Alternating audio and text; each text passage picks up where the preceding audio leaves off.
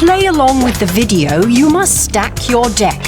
The top card for player A should be Lava Axe. Then Scathed Zombies, Goblin Hero, Moon Sprite, Swamp, Mountain, Forest, Willow Elf, Mountain, Coercion, Ogre Warrior, and Monstrous Growth. Don't worry about the order after your first 12 cards. The top card for player B should be Breath of Life, then Windrake, Wild Griffin, Knight Errant, Island, Plains, Eager Cadet, Angelic Blessing, Plains, and Giant Octopus. Again, don't worry about the rest of the deck. Got it? Good. Hello, and welcome to the R&D Center for Magic: The Gathering. Magic is the ultimate battle of wits. There's no board. There's no monitor, no TV screen, no joystick, no special effects. No, it's just you and your friend locked in an intense battle of strategy and wisdom. Object of the game? Total annihilation! Are you wrong? Oh, it sounds simple enough, but magic requires planning and tactics and savagery.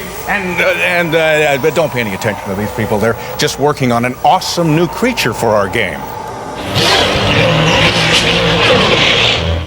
Today we're going to take you through the basics of Magic. Now in your starter set you'll find 2 decks, play mats, the rule book, and most importantly, the play guide. Now you're going to want to read along with the play guide so you can learn the game. You're not that big on reading, huh? Well, you'll learn the game a lot faster if you read the play guide.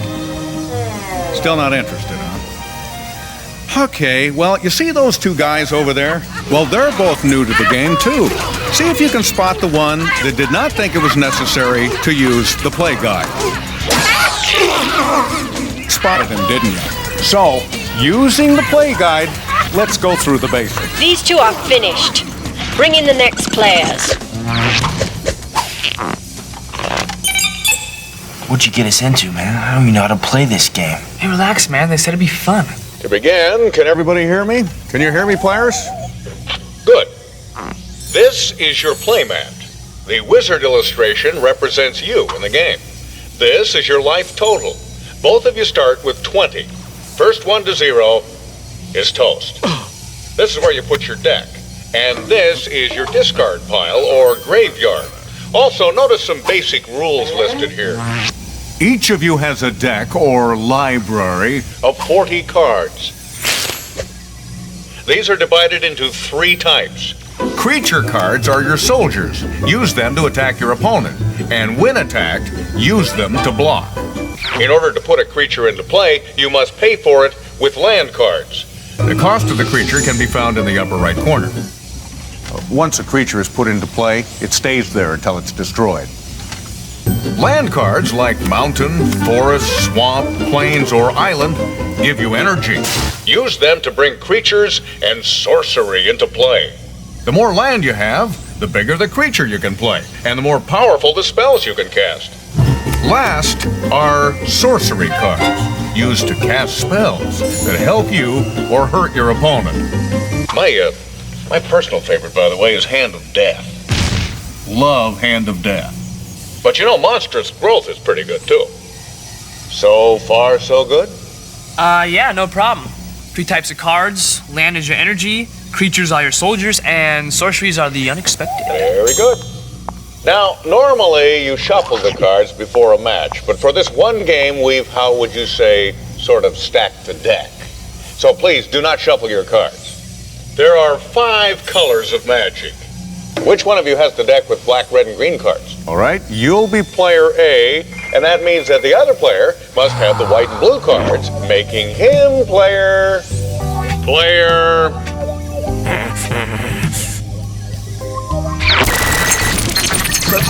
B. Excellent. Now, player A, don't shuffle the deck, but draw the first 7 cards. Whoever of you has the black, red, and green card should do the same. And remember, don't shuffle the deck. Check the order. The first card should be Lava Axe, then Scathe Zombies, Goblin Hero, Moon Sprite, Swamp, Mountain, and Forest. That's the hand you'll start with. Can you give me that order again, please? Lava Axe, Scathe Zombies, Goblin Hero, Moon Sprite, Swamp, Mountain, and Forest. Now, Player B, you too draw your first 7 cards. And remember, don't shuffle the deck. The top card should be Breath of Life, then Windrake, Wild Griffin, Knight Errant, Island, another island, and a Plains. Do I need to repeat myself? No, I think I got it. Breath of Life, Windrake, Wild Griffin, Knight Errant, Island, and Plains. Very good, Player B. Okay, everybody ready? Let's get started now. Usually we flip a coin to see who goes first, but since this is a guided game, we're going to assume Player A has won the toss. What? Each of you has 7 cards.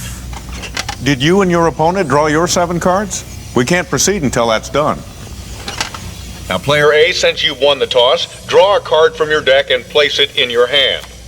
You now have 8. You draw a card at the beginning of each turn. Take the card that says Forest from your hand and place it below the playmat in the area marked Lands. Good.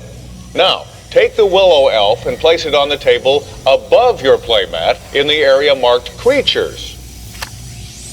Excellent. Look at your Willow Elf card.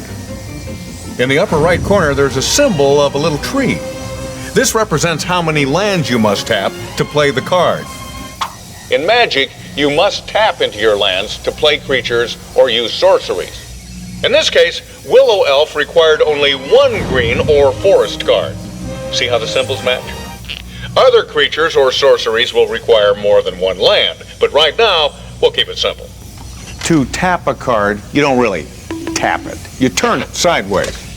So, Player A, turn your forest card sideways. And who's ever Player A at home should do the same. Now, you can't attack with a creature on the same turn you play it. So, you're done, Player A. Say done. Done. Some players knock to show they're done. Me? I like to do a little laugh.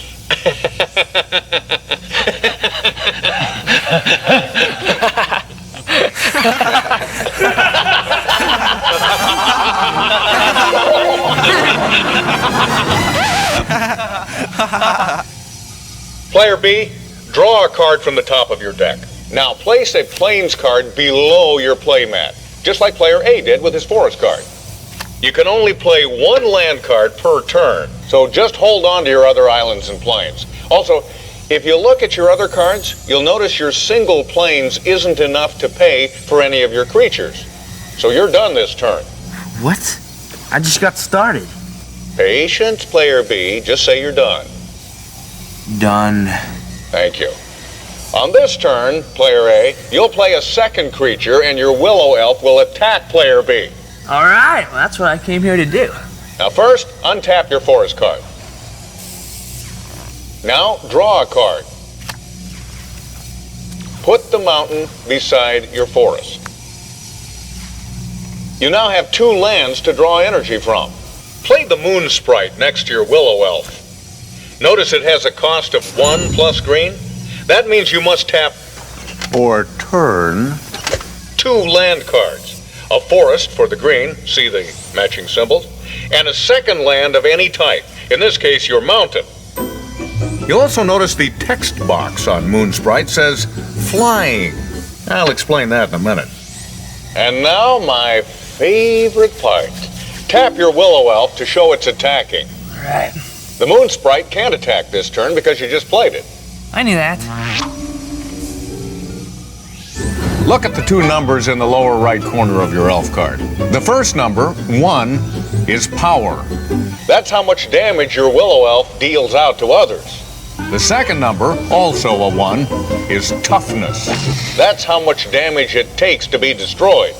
Now, Player B has no creature available to block your attack, so your Willow Elf has inflicted 1 damage, just like that.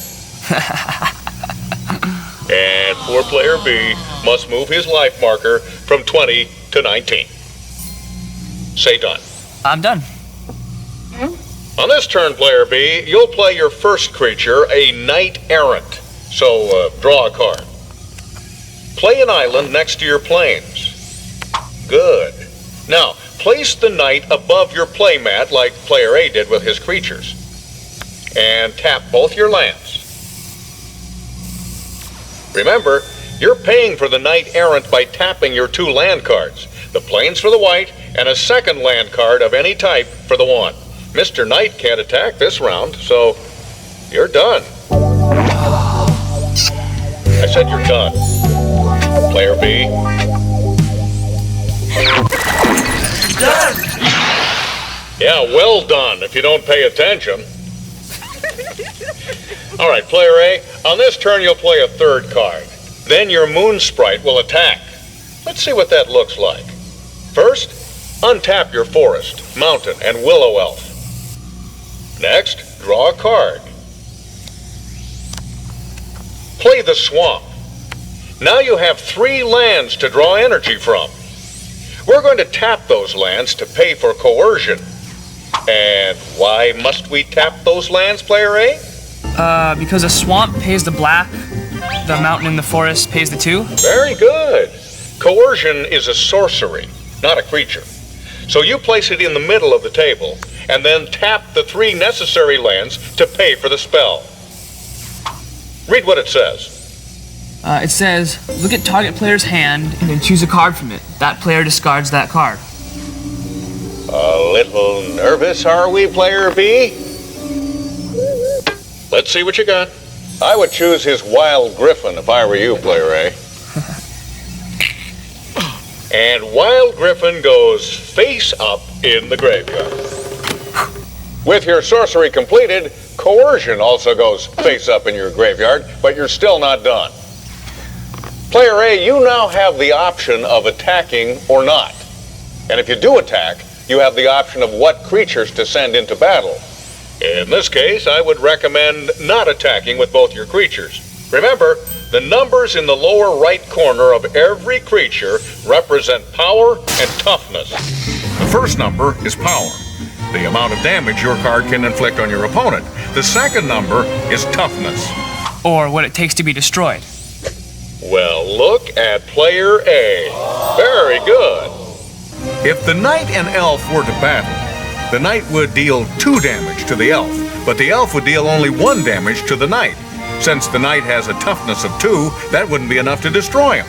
But the elf's toughness is 1, and the knight's power is 2. So the knight would deal more than enough damage to destroy the elf. Now, since you brilliantly decided not to have your elf join the battle, look at your moon sprite card. Remember that thing I mentioned about flying? An attacking creature with flying can't be blocked except by another flying creature. Can your knight fly, player B? Well, can it? No. Oh, that's too bad. The moon sprite gets through to deal 1 damage. And player B's life total drops to 18. I am terribly sorry about this. Yeah. Player A, you're done. Okay, player B, untap your lands. Draw a card. This turn, you'll attack with your knight, and use a little sorcery of your own. Play your plains card. Remember, try and get your lands into play since they bring you energy. Now you're going to play the sorcery called Angelic Blessing. Tap 1 plains and 2 other lands to pay the 2+ white for Angelic Blessing. And now, read the text box there, player B. Target creature gets +3/+3 and gains fly until end of turn.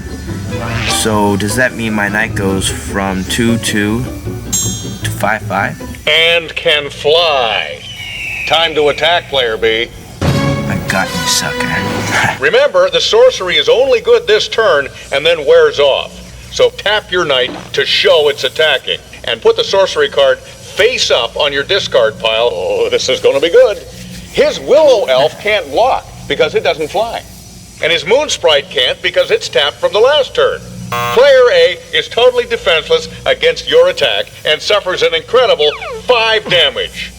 Say done, Player B. Done. Unbelievable. Quit whining, Player A. Untap your lands and draw a card. Let me guess. Ogre Warrior? Mm-hmm. How much does he cost? 3 plus red. So play your mountain, then play your Ogre Warrior, and tap a mountain and 3 other lands to pay Mr. Ogre Warrior's cost. Now what? Well, I can't attack with my Ogre Warrior because I just played him. But can my Willow Elf and Moon Sprite? Yes, but you have to tap them to show they're attacking. And get this, his knight won't be able to block because it's tapped from his turn. That's pretty good. Eh? So you do the math there, Player A. My Willow Elf deals 1 damage, dropping him to 17, and my Moon Sprite drops him 1 more to 16. I'm done. Yes!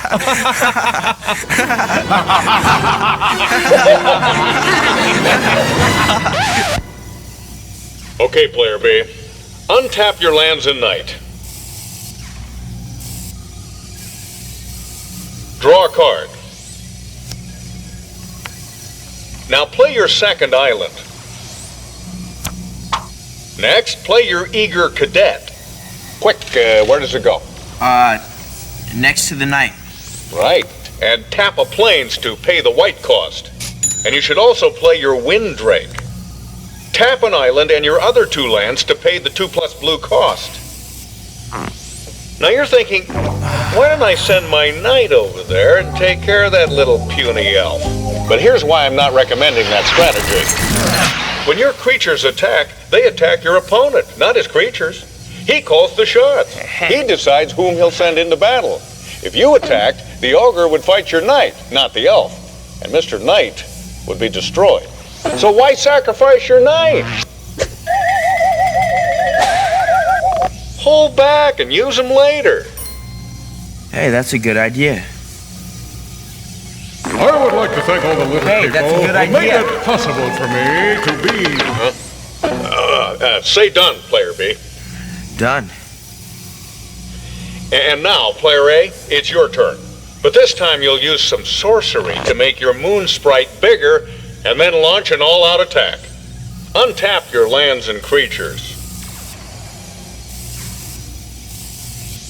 Draw a card.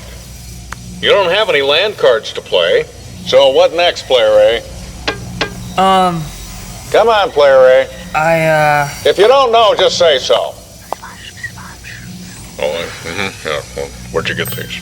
I play some monstrous growth and tap some land to make my Moon Sprite bigger. Well, that's right. That's brilliant. How'd you do that? Tap a forest and 1 other land to pay the 1 plus green cost. And tell me, what does the card say? It says, the Night Stalker's little game of tease the squirrel. Not that. The darker words. The target creature gets +4/+4 until end of turn. If you make your ogre or willow elf bigger and attack, he'd just block with his cadet. Cadet would be destroyed, but your creature wouldn't get through to deal maximum damage. So you brilliantly realize that by making the Moon Sprite bigger, only the Wind Drake could block it. And you'd rather destroy his Drake over the lowly cadet. So Moon Sprite's power and toughness is now 5/5 until the end of the turn. Time to attack. Tap all 3 creatures. Now, Player B, you have a few choices. Your Drake could block the Sprite, your Knight could block the Elf, and the Cadet could block the Ogre. Since the Drake is 2/2 and the Sprite is 5/5, the Drake would be destroyed. And since the Ogre is 3/3 and the Cadet is 1/1, the Cadet would be destroyed. But since the Knight is 2/2 and his Elf is 1/1, you would destroy the Elf and you would take no damage. But his Ogre would survive to hit you later. Well, why wouldn't he take any damage? My Sprite has a power of 5, but his Drake has a toughness of 2, so wouldn't he take 3 damage? The extra damage is simply wasted. It doesn't keep going. But that's not how we're going to block anyway. Try this route, Player B. The Cadet blocks the Elf, and it says on your playmat, blocking creatures can gang up on a single attacking creature. So the Drake and the Knight both block the Ogre, and nothing blocks the Sprite. What are you talking about? That's not fair. They can't gang up. Hey, who's the master here? Read your playmat, little man. It says, and I quote, blocking creatures can gang up on attacking creatures. But the Drake has flying. You can't fight my Ogre. Of course the Drake can dive down and pounce your Ogre. You're right, player A. It's not fair. It's war! Let's look at the damage. The Elf and Cadet destroy each other because they're the same size. The Drake and the Knight, by ganging up, each deal 2 damage for a total of 4. The Ogre has a 3 toughness, so he's destroyed. But his 3 damage is more than enough to destroy the Drake with 2. It's not enough to destroy the Knight, who survives. Finally, his Moon Sprite, with the help of sorcery, gets through to deal you 5 damage. Your life drops to 11. That's the bad news, player B. The good news is, you destroyed his Ogre. So it's better to take the damage and destroy the Ogre rather than get attacked later. Correct. You know something, player B? I think the Intelligizer is beginning to have a positive effect on your strategic thinking. You're done, player A, and the Moon Sprite turns back into a 1/1 creature. Okay, player B, time to hit back. You're mine now. Untap your lands. Draw a card. Now play a Plains. Then play the Giant Octopus. Now tap an island and 3 other lands to pay for the Giant Octopus. Here's a tip. Starting next turn, attack with Octopus. Keep attacking every turn until he gets a creature big enough to block, okay?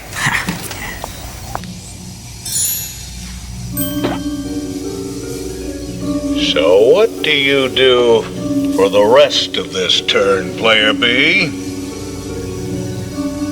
Player B. Player B!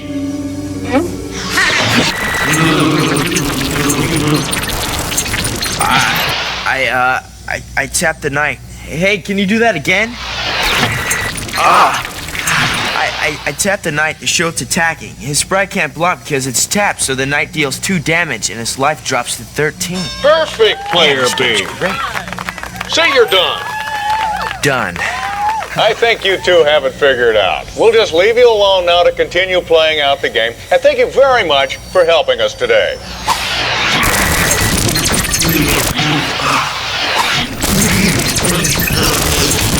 Hey, give me some of that too.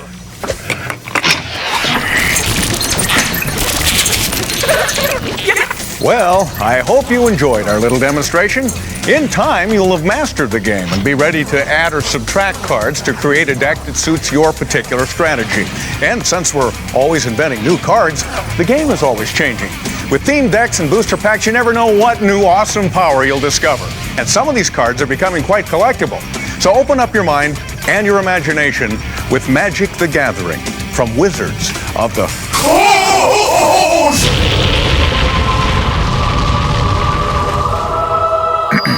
Is this thing on?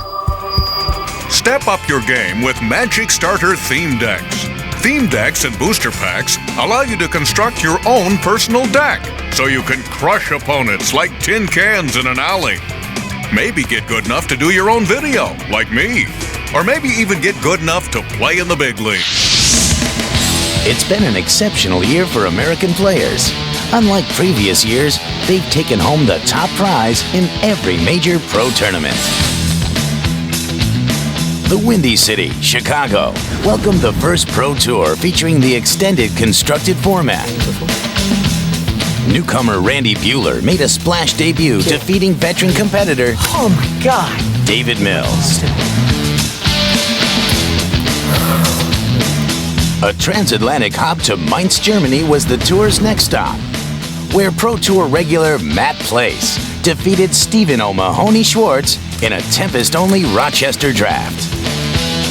Los Angeles was a chance for another veteran player to take home a victory as king of the qualifiers David Price defeated Ben Rubin in a Tempest-only constructed format. Then the road led to New York City, where yet another Pro Tour staple, John Finkel, proved his mastery of Tempest Stronghold Booster Draft by defeating Dominic Krapischitz. Players participate in the World Championships both as individuals and as national teams representing their home countries. In this year's team competition, the Americans came out on top, defeating last year's champions, the Canadians, and ultimately overthrowing the French 4-0.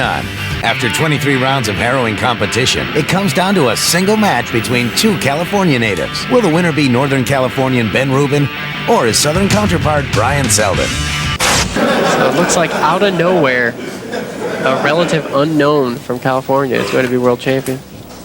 So the rest of this game is just going to be entertainment for the kids. I don't think anything definitely going to happen. Watching the biggest creatures in the universe.